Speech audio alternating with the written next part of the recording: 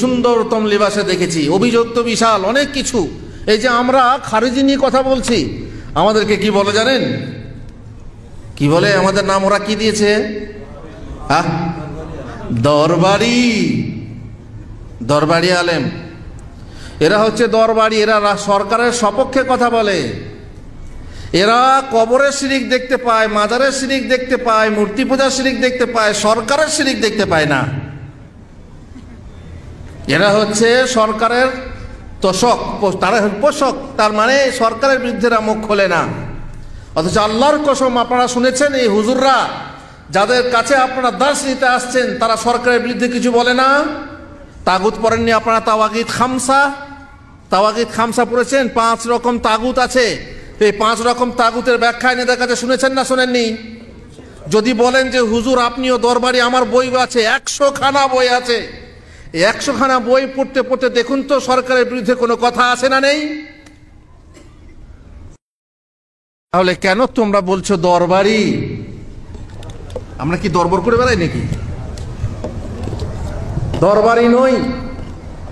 যদি ফিতনা রক্ষার জন্য, মানুষের মাঝে শান্তি প্রতিষ্ঠা করার জন্য, বিশ্বে শান্তি প্রতিষ্ঠার জন্য সঠিক পদ্ধতি বর্ণনা করা হয়, তাহলে কি দরবারি হয়? আর এক শ্রেণীর আলেম তো, আর এক শ্রেণীর মানুষ তো বলছে এরা আবার শয়তানের বক্সের আলেম। তার মানে ওই যে টিভিতে আসি তার জন্য। আল্লাহ মুস্তান। আরো কত কি বলবে, আরো কত কি বলবে, অভিযোগের শেষ নেই।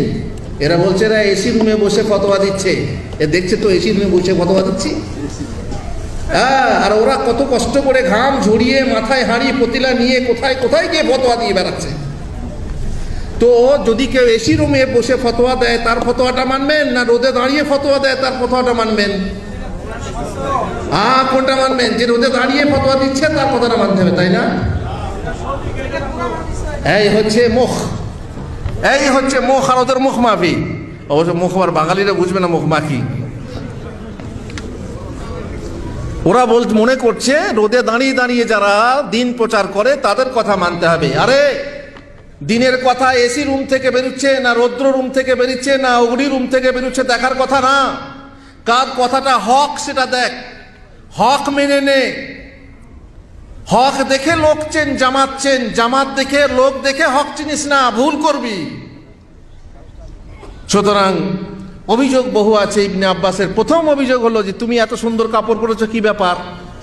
ইবনে আব্বাস রাদিয়াল্লাহু তাআলা আনহু বললেন, কুল মান হাররামা জিনাতাল্লাহি আল্লাতী আখরাজা লিইবাদিহি ওয়াত তাইয়্যিবাতি মিনার রিজক কুল হিয়া লিল্লাযিনা আমানু ফিল হায়াতিদ দুনিয়া খালিসাতান ইয়াওমাল কিয়ামাহ কাযালিকা নুফাসসিলুল আয়াতি লিকাওমি ইয়ালামুন। বলো, আল্লাহ সিও বান্দাদের জন্য যে সব সুশোভন বস্তু, পবিত্র জীবিকা সৃষ্টি করেছেন তা কে নিষিদ্ধ করলো?